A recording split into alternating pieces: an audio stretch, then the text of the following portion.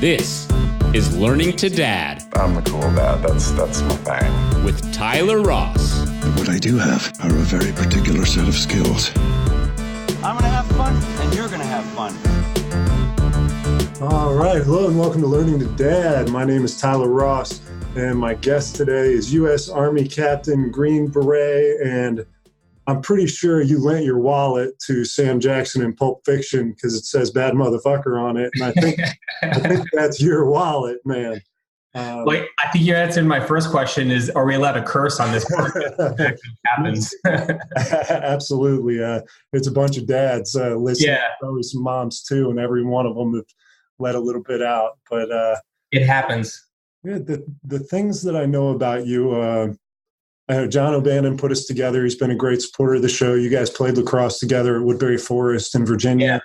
I played lacrosse with John. I have a special place in my heart for you because you played midfield and defense. I know you played attack too, but we'll only count midfield and defense. But yeah, you went to West Point, played lacrosse there, deployed to Afghanistan a couple times. You stepped on a bomb, your third deployment, lost your legs, injured your arm and hand. Yeah. And it's going to bring me tears to think about it, but I know you had a daughter after that injury. That's amazing. Yeah. You led a 12-man special forces team. Like, you're a leader. I can't wait to talk to you about resilience, your kids, everything. But, let's start with what you're doing now. Yeah, being a dad, full-time dad. But my day job now is I actually work in private aviation. Mm-hmm. And I'm a vice president of all of the business operations for an aircraft management company. It's called PAM Jets, and they're based out of Los Angeles. And we have an office up in Teterboro for all our New York City clients, and down in Miami. And we have a bunch of South Florida stuff going on. So I joke about it all the time. I travel more now without legs than I did with legs.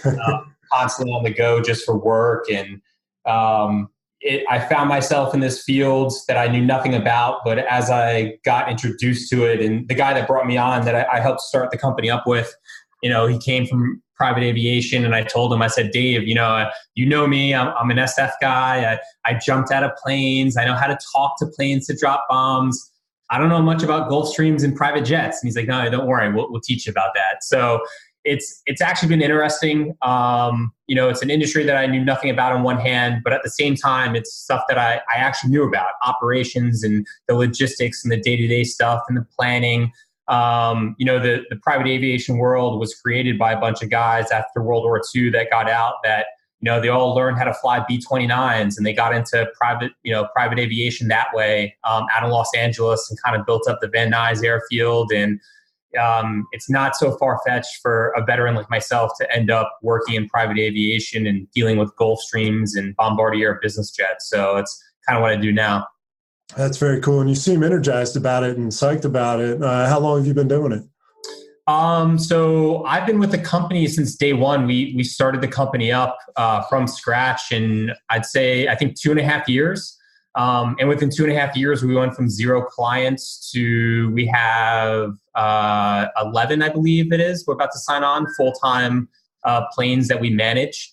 And I tell people a lot that get out of the military, especially coming from special operations, that when you leave, you're going to have a huge void, because what we did day to day was this exciting job, and it is what it is. We jumped out of planes. We made things go boom. We traveled around the world. We learned another language, right? And it's really interesting. But, you get out of the Army on Monday, and on Tuesday, it's kind of like, well, what do I do? And, the sooner that you can realize that you'll never experience something that was that total package again like that, but you'll be able to do things like, instead of teaching guerrilla forces how to overthrow a government, I actually love being able to teach my kids hockey and things that I loved growing up, right? And being that dad. And instead of being able to plan unconventional warfare for overthrowing some country and wherever,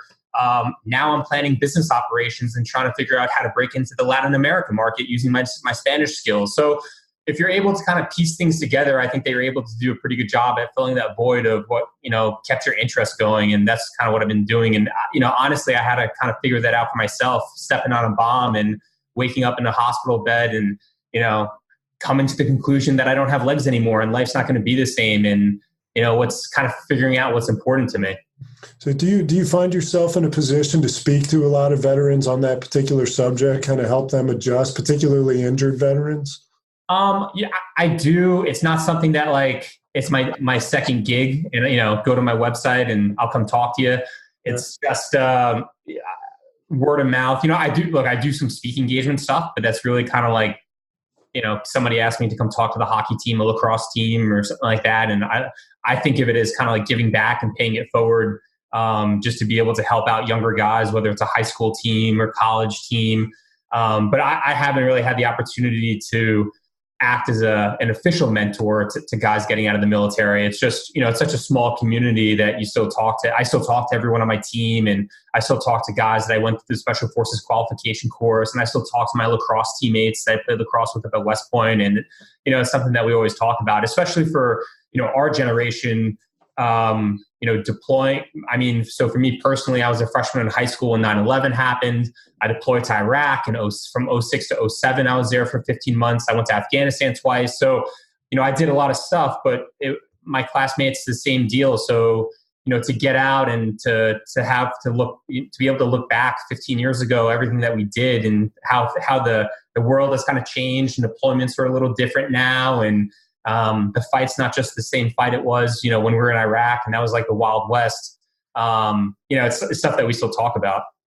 Yeah. Yeah. And, I got so many different things that I want to go over with you. And I hope I will put a pin in the one that's in my head, because I like to start with what's going on now and then kind of go back towards the beginning so that we have an idea of what your world was like when kids were introduced to it. So I think a good place to start would be maybe tell me about when you met your wife. So Gina and I actually met each other when we were in middle school, and we're both from Long Island, both from Great Neck, and I went to Great Neck North and she went to Great Neck South, so opposite sides of the town. So the first time that I actually saw her was at the skating rink Friday night, and that was kind of like the thing to do in middle school was go to the ice skating rink on Friday nights, right? Yeah. And hockey was my first sport and first love, and I remember kind of skating around her and being a little brat and maybe trying to spray her because she couldn't skate. And I remember seventh grade also being in a big Jewish town. We were going to bar mitzvahs all the time, and I saw her there again. And I think I asked her out at a bar mitzvah, and then we were each other's first kiss in seventh grade in front of this movie theater in town. And that's where Gina and I first met. And then I went to Woodbury. My parents got divorced. My mom moved back down to North Carolina. My dad moved into the city. So I never really went back to my town on Long Island, to Great Neck. The only time I was back on Long Island was maybe to visit some family, or when in college to go back to the island with friends that were from Huntington or somewhere out in Suffolk, right? And so fast forward, it would have been the summer of 06. I'm about to deploy to Iraq, and I'm down in Texas, and it's it's a Saturday afternoon. We're probably me and my lieutenant buddies are all texting each other, trying to figure out when we're going to drive the 40 minutes to Austin to go hang out on 6th Street. Yeah. And I think I was on MySpace at the time, and I'm just Googling who I knew. I'm totally bored, so I'm just seeing who I would have graduated high school with back in the islands. On MySpace, and I'm like, oh no, I remember that kid, and I remember that kid, and I randomly come across Gina, and I'm like, holy shit, I remember this girl. Yeah. And so I friend request her, and then she wrote me a message back saying, did you used to live in Great Neck, and your nickname was Bear on the hockey team? So I'm thinking, this girl has no clue, she doesn't remember me. Yeah. And that's how we started talking again. I was like, yeah, it's me, Ben. She's like, oh no, I remember you. And we started emailing, and I deployed to Iraq. And while I was in Iraq, we still just kept on, playing email pen pal. And I came back from my mid-tour leave. So I had 15 days off, and I came back, and I spent most of it actually up in New York just so I could hang out with her and start to officially date and see each other. Wow. And when I came back to Iraq in 2007, I was in Texas. She was still up in New York. So we had this long distance relationship, and I actually proposed to her in front of the movie theater that we had our first kiss at back in 7th grade. It was actually the reason I remember it, and we always joke about it, was the night that OJ ran off in the white Bronco. No kidding.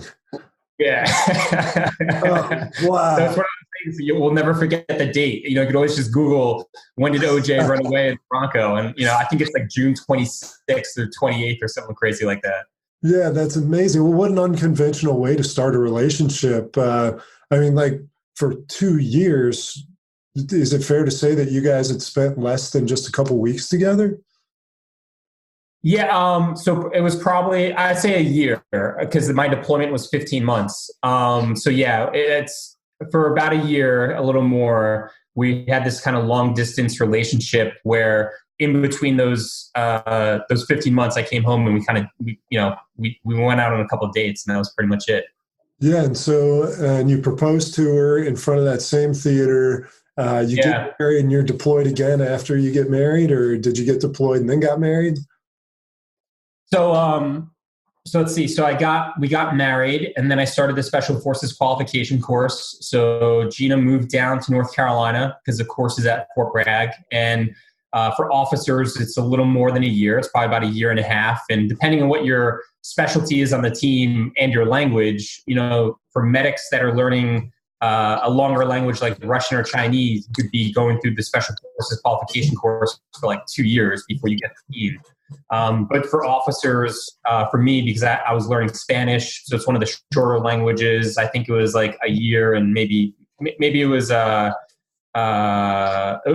months or something like that. So we were down at Fort Bragg, and then from there, I deployed to Afghanistan. My first deployment as an SF guy to Afghanistan. Gina stayed back in North Carolina and went back to New York a little bit too, just to be around family. Mm-hmm. But we had actually ended up, she got pregnant right before I left for that deployment. So I actually came home about a month early for my first kid, Peyton, to be born.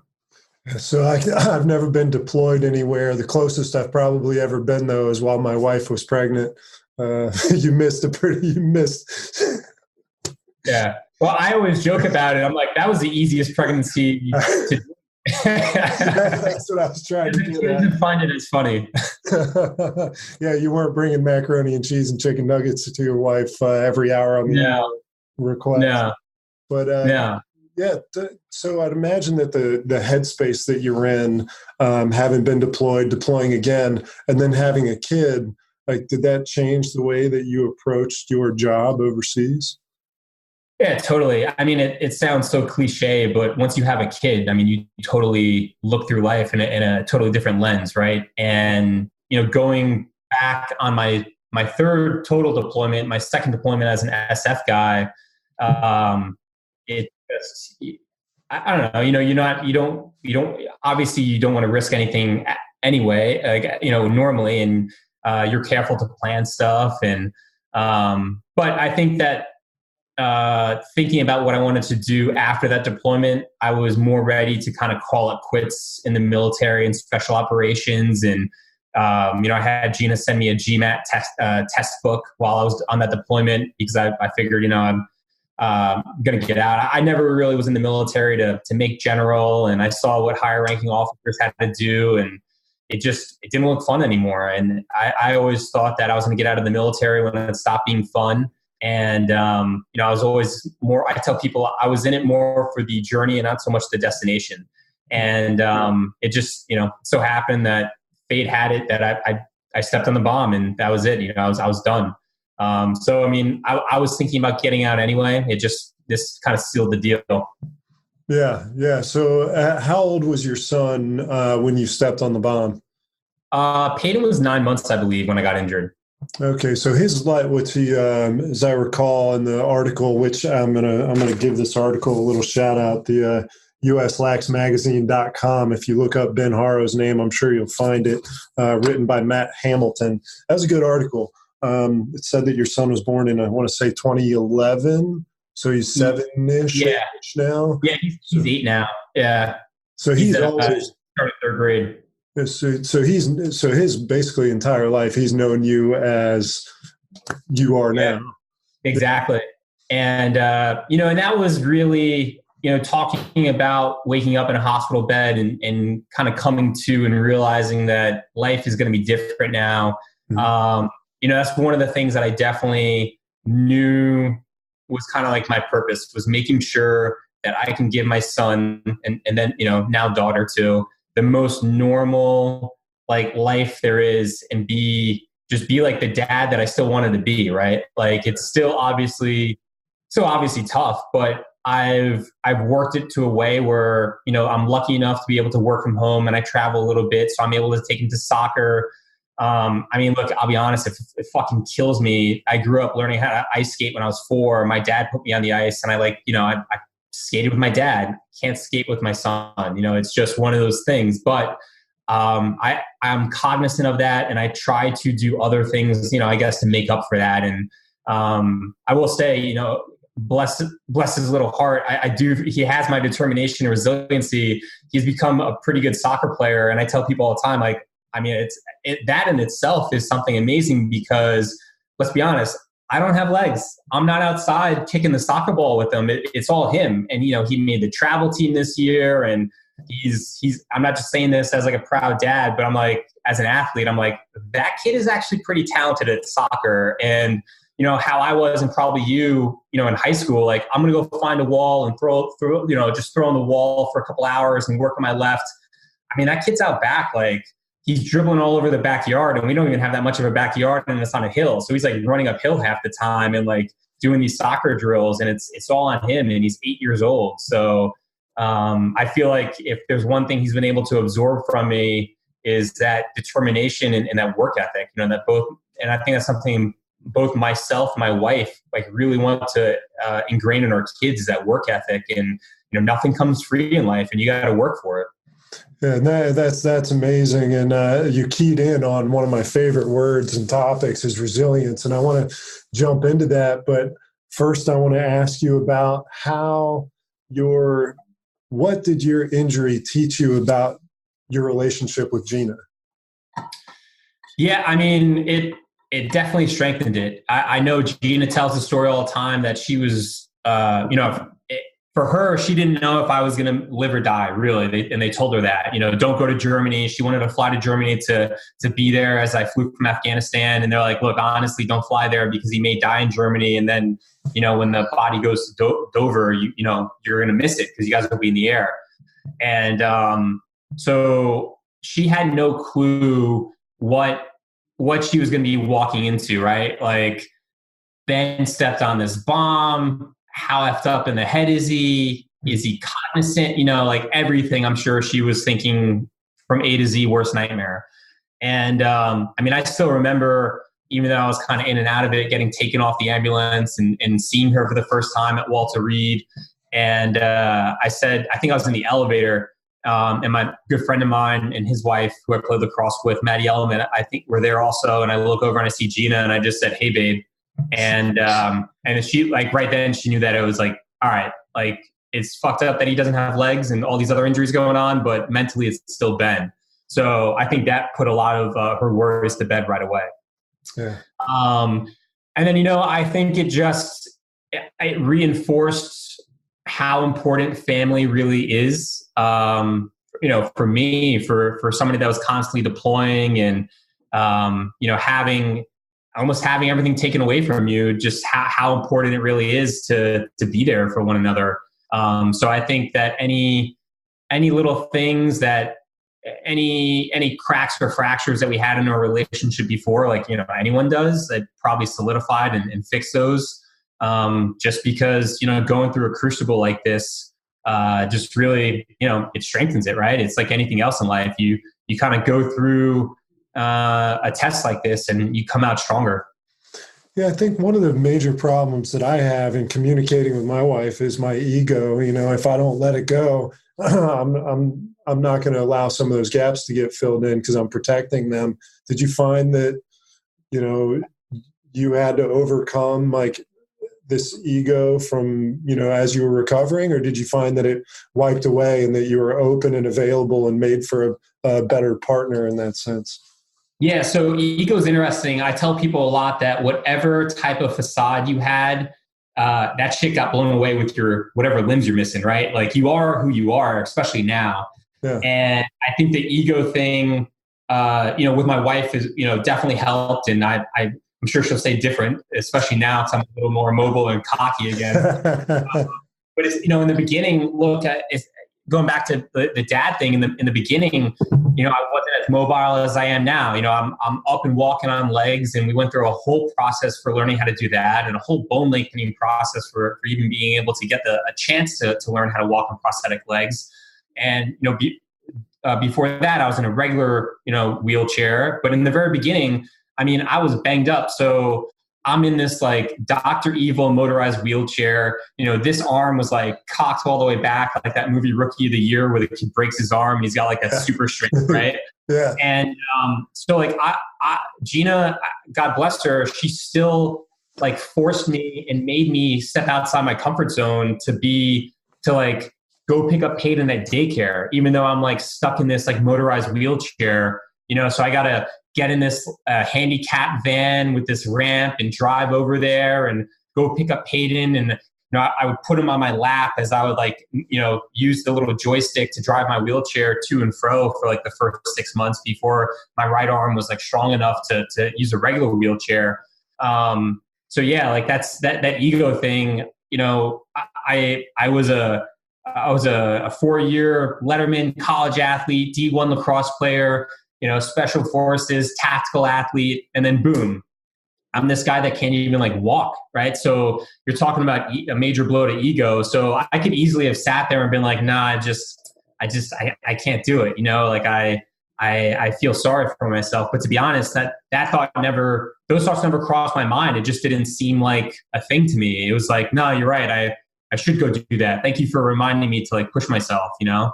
So the ego thing, I think that she helped me kind of like get over any sort of bruised ego I had and like get my ass back into gear. Yeah. Well, our mutual friend, John, had told me, you know, he knew you in high school, and he said that you always worked hard. You were always a grinder. And that's evident by, you know, this article that, again, I'll encourage people to read, that you came out of the hospital, you know, 4 months faster than anybody thought. And so do you feel like you are resilient as a result of your upbringing, or do you think it's innate, like the way your son is out there, you know, working his ass off? You know, how did you become that way? I get asked that all the time. Yeah. And I think it's such a mixture of things. You know, I definitely wasn't raised with a silver spoon in my mouth, and I kind of had to work for stuff. And I think it kind of really all started at Woodbury with, you know, given those opportunities that you have. I mean, it's not like I was destined to go to some elite all boys boarding school. It was an opportunity that was given to me. And I'll still remember my granddad sat me down after my first trimester of grades, and I had like C's and D's, and he's like, look, this is an opportunity. He's like, you know, I'm paying for this. Your grandmother's helping pay for this. People are helping pay for you to go to the school. He's like, this isn't like playtime. He's like, this is time, you know, this is like an investment. He's like, this is like a job. He's like, he's like, don't, you know, there's people that are expecting for you to succeed, you know, that want you to succeed, that want to see you succeed. So take advantage of those opportunities.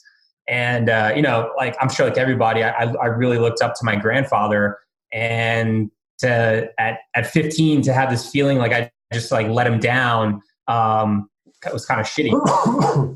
And, you know, so I really took advantage of every opportunity I had at Woodbury, whether that was for academics or for athletics.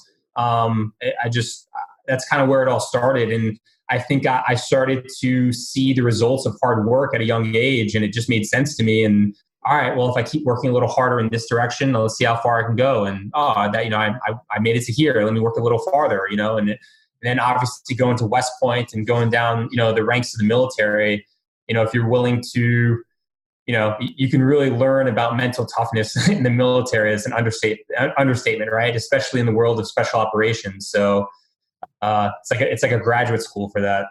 Yeah. Yeah. So you kind of saw it and felt it. So how do you think you can make your kids resilient? They weren't old enough to kind of see the work that you had to put in to be able to walk again, to use your prosthetic legs. They didn't see you go through special forces qualification. They didn't see you put in the work at the gym and the lacrosse field. Like, how can you teach your kids to be resilient, do you think? Sports. I think sports are so big for kids. Growing up, I played like every sport there was, and I was a multi-sport athlete. And I think that's so important for athletic development. And nowadays, you see a lot of parents just focusing on one sport. Their kid will be 8 and they think that their kid's going to be going to like Chaddock St. Mary's to be the next Sidney Crosby, and he needs to eat like 6 days a week.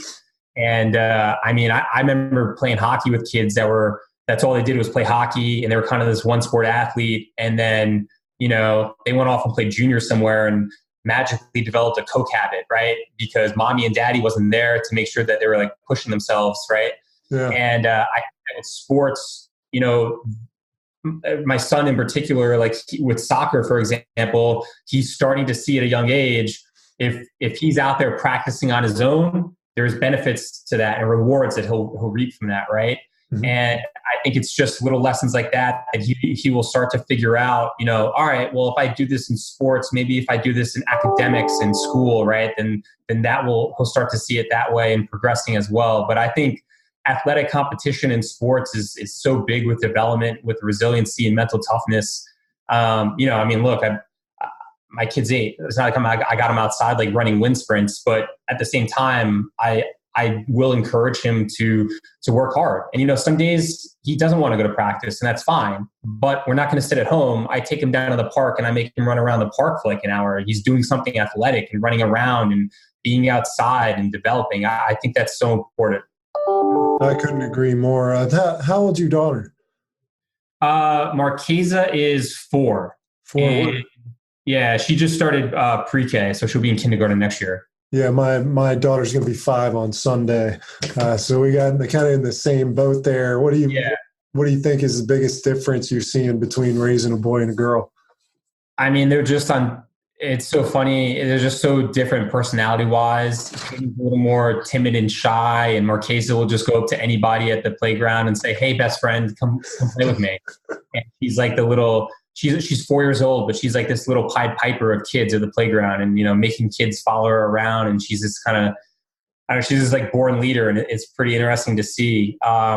She's real big into like singing and dancing and girly type things, and that's cool. I think that we'll probably get her. I told Gina today, I was like, we should get her on the ice just to teach her how to skate, because it's a skill that you probably need to learn younger if you're going to do anything with it. And, Gina wants her to, be a figure skater and doesn't want her to play hockey, which is whatever. It's just, I just wanted to do activities, right? I just wanted to do sports things. Yeah. But we'll see. Like I said, she's 4. So maybe like little kid karate, maybe like soccer, just something. Yeah, I had my daughter in jiu-jitsu for a couple of weeks, and then we got thrown out. But there was nothing more satisfying than watching her, as 4-year-olds do, choke each other out, tap out, and then say, all right, let's go again. Yep. It's just so you learn how to fail, to be dominated by somebody else, and then get up, dust off, and go. Yeah. The failure thing is so big. I think that it's part of the resiliency piece. And it's with everything in life I do. And I was just talking to Mike Rabel, who's one of the co-founders of the PLL, the Premier Lacrosse League. And we were talking about, how successful they've been and things that, looking back on year 1 that they would have done differently. And I was like, yeah, man, but those are the biggest lessons. Like, you really need to be able to like remember those, because year 2 and 3, you won't make that same mistake, but it's because you failed year 1 on certain things. And it's, for me, I look back and it's like, for everything, for learning how to walk on legs, I may be able to walk into a room, or I walk through airports, or wherever, and I don't need a wheelchair, and people go, oh my God, that's amazing. but people don't also see how many times I fell, right? Or like still learning how to walk down ramps or like down a stair. It's pretty much like riding a skateboard and going down a half pipe on these things, but they can cave in any minute. So you got to have this like perfect balance. It's, people I think focus too much on like the after product and that success. And they don't always realize that there was a lot of fucking failures before that. Right. Like I tell Peyton all the time, I was like, look, Michael Jordan didn't make the varsity basketball team first time around. He got cut. And, that's something that you need to remember. That's awesome. I've got so many different, my mind's spinning in 1,000 different directions. Let me ask you about leadership, because you brought leadership up, being in the special forces, starting and then becoming a captain and leading men. Can you talk to me a little bit about like the way that kind of influenced or equipped you as a parent or a spouse? Yeah, I mean, I think with what I did in special forces, not so much from leadership, but also understanding that, especially in special forces, you're one of 12. So wherever you are in the woods, in the jungle, in some city in Europe, wherever, you're one of 12. So you better be a team player. And going through the special forces qualification course, that's what they're looking for, is guys that can work well with other people in high stress environments, right? So throughout the course, you're constantly able to peer people out if they're not team players, and you're constantly being assessed and ranked with how you are with your peers. Being a team player also means kind of giving into other people's wishes and demands, right? Mm-hmm. It's not always going to be about, as Gina says, it's not, this isn't Ben's world and we're just living in it. It's true, and that's something I think that as a spouse and a parent, realizing that it's not, it definitely isn't about me anymore. It's more about the two little ones that we're raising and making sure that we're trying to do the best for them. I guess leadership wise, I'd say one of my biggest leadership things was always trying to lead by example. Mm-hmm. Obviously can't do that so much anymore by just the simple fact that I'm not able to run around and kind of show Peyton like how to do it. So I kind of have to get clever and think of other ways to show him hard work or show him what right looks like. Yeah. What's something different about the way your kids are growing up than the way you grew up? I mean, I do think that we have given both of, Gina also, she grew up maybe on the wealthier side of town, but her parents were pretty strict with her. And I grew up not on a great side of town. And, like I said, didn't have a silver spoon in my mouth and kind of just your middle class Long Island family. But I think our kids are definitely growing up in a nicer area, and they definitely have a lot more opportunities than we had growing up. Look, me personally, I loved hockey. I wish my dad was around to take me to the rink all the time. And, if I wanted to skate, they'd be able to cover that expense. And I used to have to sneak onto the rink and, beg and plead to stay after, Saturday night sessions just to be able to skate for 30 minutes with a puck and a stick. Now he has all these opportunities, whether it's soccer or hockey. But that's something that we as parents want to do, right? Like you always want to be able to give more to your kids, and Gina and I work our asses off for that. But we know at the end of the day, it's giving those opportunities and the ability for our kids to do stuff that we weren't able to do when, I was 8 or 4. How about the flip side of that? Like, what's an advantage that you had growing up that your kids don't or won't have? Probably growing up in New York. Yeah. We joke about it all the time. Like Peyton and Marquez are lucky to have two parents that grew up on Long Island and kind of learned, adult things that most people I feel like learn about in college. I think that we were dealing with as like freshmen in high school and at a really young age, whether that's just sex and drugs and crime and just adult type things. And I think that with our experiences, just kind of coming from where we did, it kind of puts them, I feel like, a little more of an advantage. We said, Peyton may have been born in North Carolina, but he's raised as like a New Yorker. Yeah. Where do you guys live now? In Bethesda. Okay, sure. Yes. Which is very similar to, it's like, we're from Nassau County. So Bethesda and Montgomery County is very similar to Nassau County, right? It's a really nice suburb of a big city. People commute to and from, and, good schools. So, when I got injured, we were thinking, where do we want to end up? And we were thinking about going back to Long Island. But I told Gina, I was like, look, the Long Island we grew up in 20 some odd years ago, it's not the same. It's, and a lot of people were telling us that too. And we just decided to stay in this area because, one, specifically, if I needed anything, the hospital's a mile down the road. I didn't know what I was going to do for work, but I figured whatever it was going to be, I'd be able to tap into the special operations community, or even the West Point and the military academy, the service academy communities, very big support networks here in the capital region. So it just made sense to kind of stay in the area. Cool. I want to talk a little bit about discipline. You undoubtedly have extraordinary discipline after all of your experiences, and have overcome obstacles from the qualifications to your injury. How do you discipline your kids? Like, how do you keep them in line, keep them from being little shitheads? Yeah, I mean, that's funny. Like, sometimes you deal with kids and you're like, man, somebody just needs to teach this kid not to be successful, right? And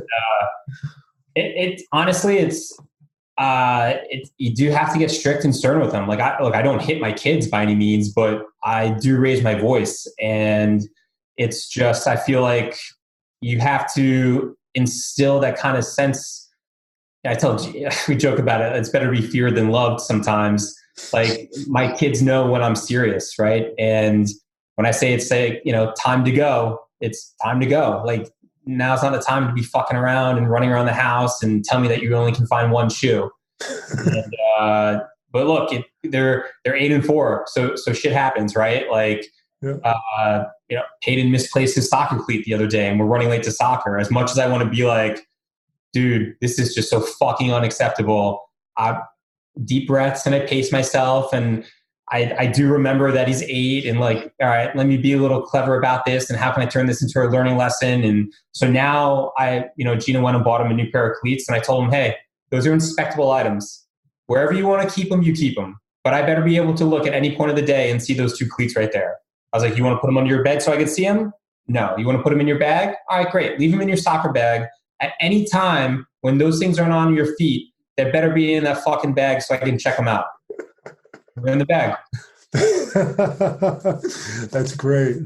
So do you have any particular practice that you use to keep from freaking out? Like, some people count to 5, some people hold their breath.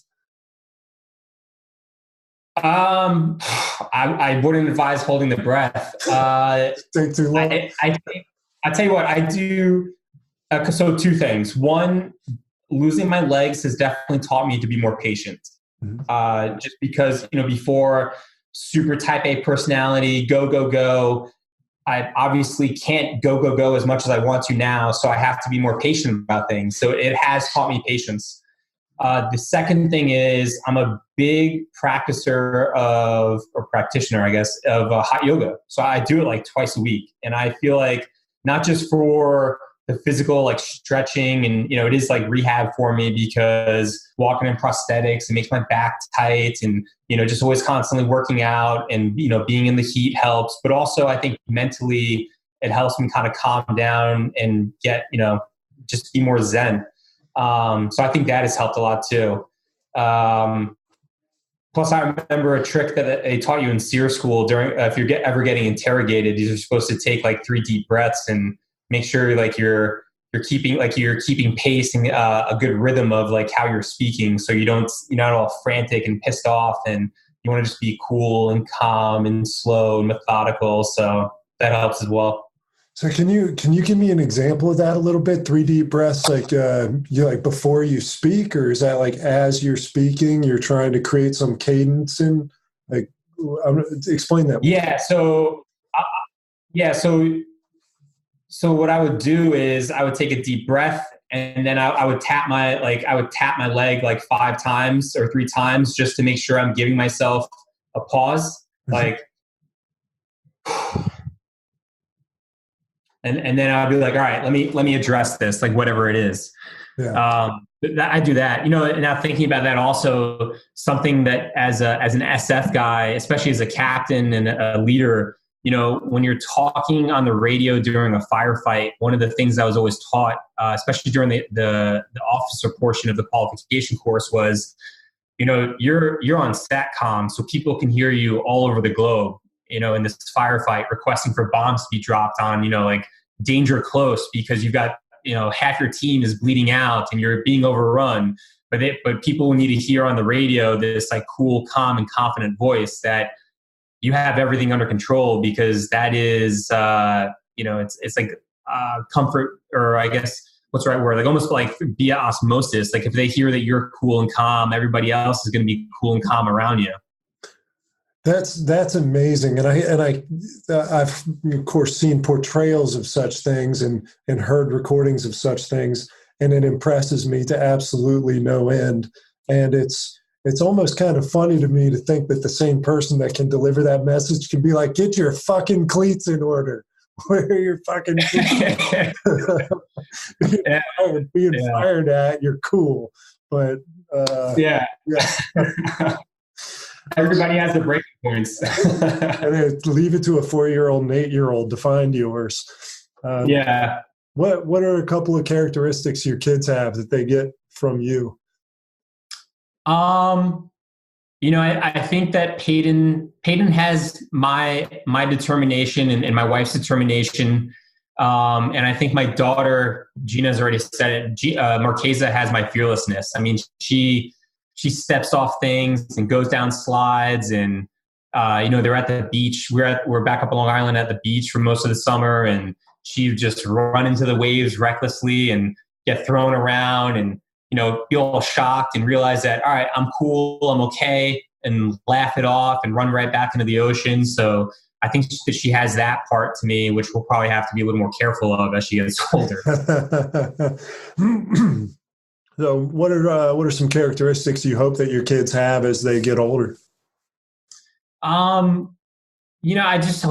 hope that they're not like little assholes, right? Like, I just hope that they're good human beings. And I think that we're, nobody's perfect. I think that we try and do the best that we can as parents, with steering them correctly, right? It's like they'll do well, and then they kind of drift and get into this pattern, and we correct them a little bit. And they do well, and they drift and get into this habit, and we correct them a little bit. And I think it's just making sure that we're always kind of cognizant and present with them, and with them, right? So that it's not like they go so far off to the right that when you try and correct them, it's such an effort that they may not recover from.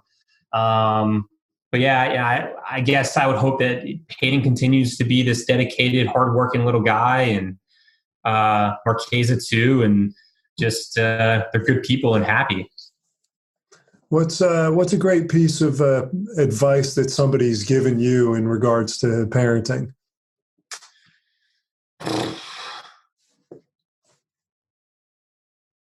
Honestly, I guess I haven't really been given any sort of advice when it comes to parenting. I've kind of just been figuring it out on the fly, and looking back on my lessons, and things that I feel like my parents did right, or as a kid I really enjoyed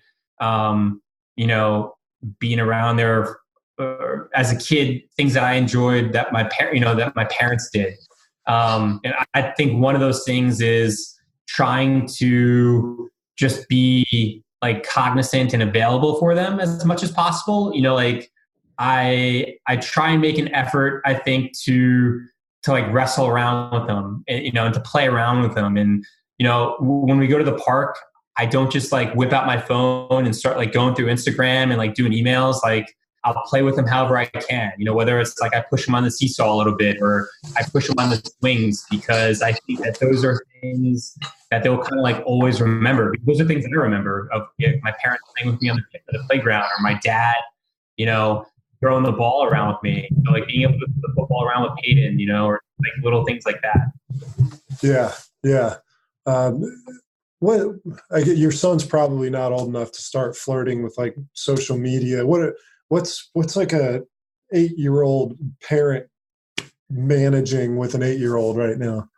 Well, he has just figured out YouTube and the iPad. So that was a big thing.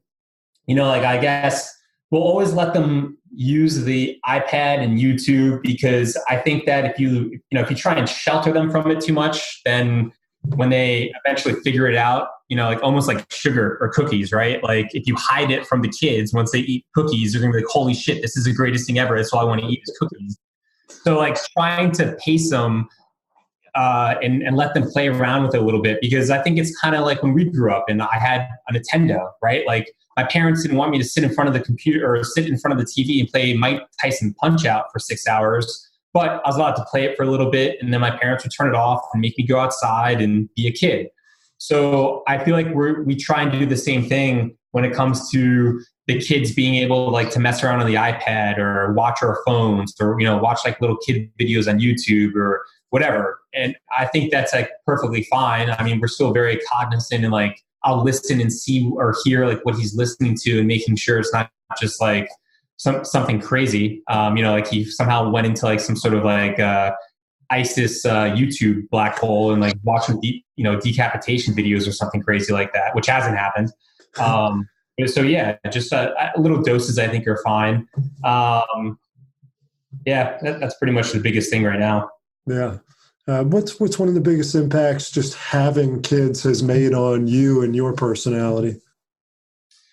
I mean, I don't think that there is something that I'd classify or like determine as like a setback by having kids. I mean, I think that I guess a better way maybe to answer it or to phrase it is just you realize that it's not about you anymore. I mean, it just takes up so much more of your time because you have two little human beings that you're responsible for. And it's just, you really got to be better, with your time and with like what you want to do. So, for me, I've always been pretty structured, all boys boarding school for high school and West Point and then the Army. So, putting together like a calendar or to-do list isn't, it's like what I do every day of like knowing what I'm going to do and knocking out tasks. And, I wake up and I think about, all right, when am I going to work out? And all right, I'll have about 30 minutes to work out here. And then I got to take Peyton to this or pick more kids up to that. So just knowing that I'm kind of boom, boom, boom, boom, boom. And that's just, part of my life. And that's fine because I couldn't imagine life like without them. It's just, I don't know. I'd have too much free time on my hands. Well, I'm curious to know, I get the feeling that there are probably a lot of people that feel like their life has been disrupted by having kids. They love their kids, but they get in the way of their own goals. I used to have 17 hours a day to work. Now I only have 10 or 12. And so it would be incredibly easy for you to feel like it is Ben's world. I'm the one that was the victim of this. I'm the one that had this. I can only imagine that after a traumatic event, it took you a while to adjust your mind to your new way of living and to take yourself outside of that to be the parent that's focused on their kids and not on themselves. Is there any particular process or piece of advice that you could suggest for other parents who might have a reason to feel like the kids aren't more important or that they should be, oriented in a better way? I don't know if I have a piece of advice, but as you were saying that, it jogged my memory. Something that I was doing, and I don't know if it talked about in that article or if John told you, or maybe you saw on like social media. I was playing a lot of sled hockey, and I was actually playing sled hockey with the Italian national team. So I qualified for dual citizenship, et cetera, et cetera. And I was back playing with them last September. And I was set to go back to Italy in the fall to go play in like the annual tournament in Torino. Mm-hmm. And I loved it. I was able to play hockey again, which is a sport I grew up, my first sport I loved. I was playing goalie, which is like the position that I grew up playing. And I traveled to Europe for a long weekend to go play hockey, and it was cool. I felt like I was almost like a professional athlete again, at this high level. And dawned on me during the winter. I was actually up at Whitetail skiing. Like I got big into mono skiing, and I was riding the lift up there. And I was like, you know what? I feel like I would rather take my time and enjoy like what I got here than trying to like continually try and like push it to like achieve and gain and achieve and gain. Like I just learned how to ski. I kind of feel like I would rather just come up to Whitetail and ski one Friday morning and then take Peyton to hockey on Saturday morning and then watch him play soccer on Sunday and, you know, do whatever with Marquesa and help coach Peyton in hockey and just like watch these two become like amazing athletes and human beings and focus my time on that while also building my business than trying to like be this Paralympic hockey player. And it just, you know, like for me personally, I don't know if I'd obviously work for other people, but look, I played 4 years of divisional lacrosse in the highest level. I went to the NCAAs, right? Like these are things that like in high school you dream about doing. Mm-hmm. I did everything in the military I wanted to do, right? I earned my Green Beret. I did all these combat stuff. You know, I have 3 Bronze Stars. It just, I was like, I'm content. Like I'm not looking to like reopen a career in something else. I just felt like it was time to kind of like enjoy like what I got going on now and new hobbies and figuring out like new things and new activities now that I don't have legs, like mono skiing, which I love. And just watching these two like grow up and be there for them. So I can sympathize with the idea of wanting to continue to push yourself so much to the extent that you go, oh shit, you know, I'm missing stuff. Did you have was that like an aha moment on the ski lift where you went, you know, I need to pay more attention to this? Or right now, all I want to do is take my weekends and go do shit, you know? Yeah. I mean, I still like for skiing, like I still try and figure out how I can get away with like my army buddies that do ski, like to go do ski stuff. But skiing is just another activity skiing is an activity I picked up after I got injured. And to be honest, I think if I skied before I got injured, I probably wouldn't enjoy skiing as much as I do now, because it's something new and totally different for me. Mm-hmm. But yeah, I don't think it was so much of like, I'm missing out on being there for Peyton. It was just, maybe I guess it was some of that because I did enjoy being, you know, a coach for Peyton at hockey and being there. It was just like, I was like weighing it, right? Like having that's one of the reasons I love skiing is because the 10-minute ride up on the lift is like this quiet, peaceful time where you kind of just like gather your thoughts. And it just kind of dawned on me like, you know what? I actually enjoy, you know, coaching hockey and watching Peyton become a hockey player, a soccer player, and like just being around more than going and playing hockey. Because I was like, in my mind, I'm like, it's Paralympic hockey. I mean, it's not the Olympic. You know, it's not like I'm playing Division I lacrosse in this super competitive world. It's Paralympics. I mean, like not to knock the Paralympics, but like it's Paralympics. It's not like what I did before.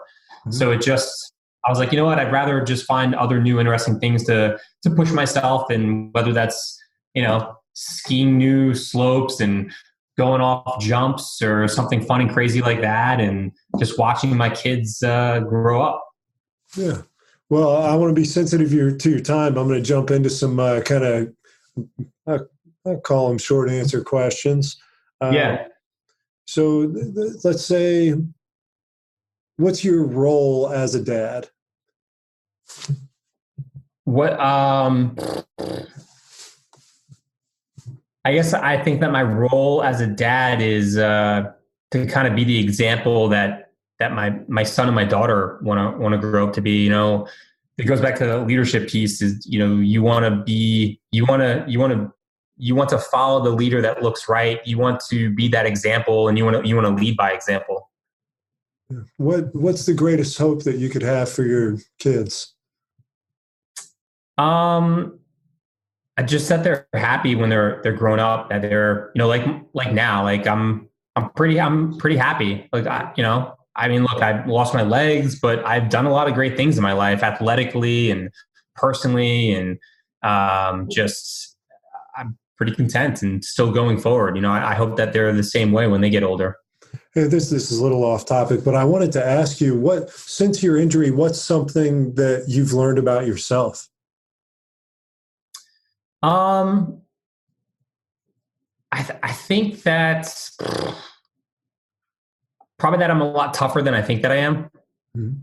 You think you've always had it in you, and that's what it took to find out? Yeah, I think that I always kind of had it in me, and it took something like as crazy as this to really show me that I can endure a lot more than physically and mentally think that I can endure. I think that especially within special force, or not especially within special forces, but for me, being around so many, I don't know, everyone has like self-doubt, right? You're around all these guys that are other special forces guys. And, you're like, wow, I've made it. Like I'm on a special forces team. I'm leading SF guys. And sometimes I think that can be intimidating. Just like any other job. Like I'm sure guys, when they first get to the NFL, they're like, wow, I'm in the NFL. But I think that after getting injured and going through everything that I did, and also going through everything that I did before my injury, kind of looking back, there was a reason that I was there. There was a reason that I got selected. There was a reason that I was allowed to lead 2 separate SF teams. It just solidified that. Cool. If you were going to write a book about your life as a parent, what would be the name of a couple chapters? Jesus. I guess failure would be one of them.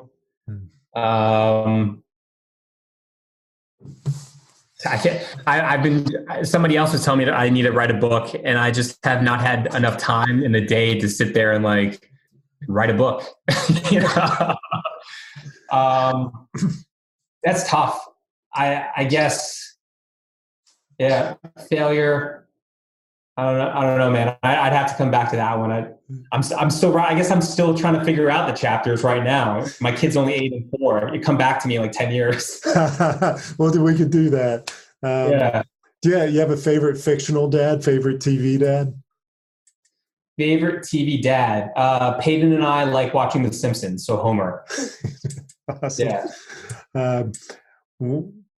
The billboard question. You're on 495 going 2 miles an hour. Actually, I'd like to be on 495 going 75 miles an hour. And there's a billboard on the side of the road, and you've got it. You can leave a piece of advice for all parents out there, but it's got to fit on the billboard, and they got to read it going 80 miles an hour past it. What do you put on that billboard? These are like interview questions. This is an interview, Ben. Yeah, it's true. I guess I would say take a deep breath and then say, take a deep breath and then speak. I think that's awesome advice. If money, time, space were no object, and you were able to give a gift to every father on the planet, what gift would you give every father? I would give the look that Marquesa gave me the first time that we were in our swimming pool, and she like swam like by herself for the first time with me. That look of like, I did it. And it melted my heart. Like there's nothing else like that. Like having your daughter so excited and happy that she just swam to you, and it was the first time ever. And, she thinks that she can now go swim in the deep end with all the big girls, and she's still 4. That's so cool. Yeah. When in your life do you feel the most loved? When in my life do I feel the most loved? I guess when it could be, you know what it is? It's at night when I'm putting my kids to bed, I think. So I'm more of the evening person, and Gina's more the morning person. So I'll usually put the kids to bed. So that's usually when I feel, I guess, the most loved, is laying in bed and putting Marquesa to sleep, and then she'll fall asleep, and then I'll head over to Peyton's room, and he'll read his book, and I'll read whatever book I'm reading, and then we'll fall asleep watching some sort of either some sort of history documentary or like Survivor Man. I think right now we're on watching episodes of Survivor Man. So it's still entertaining but educational at the same time. Cool. And this will be my last question. So in the event that this recording were to last forever and you got to deliver a message to every generation of your family, their kids, what's a message that you'd love for them to all hear from you?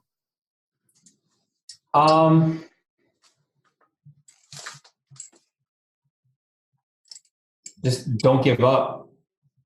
I mean, really, it's that simple. Don't give up.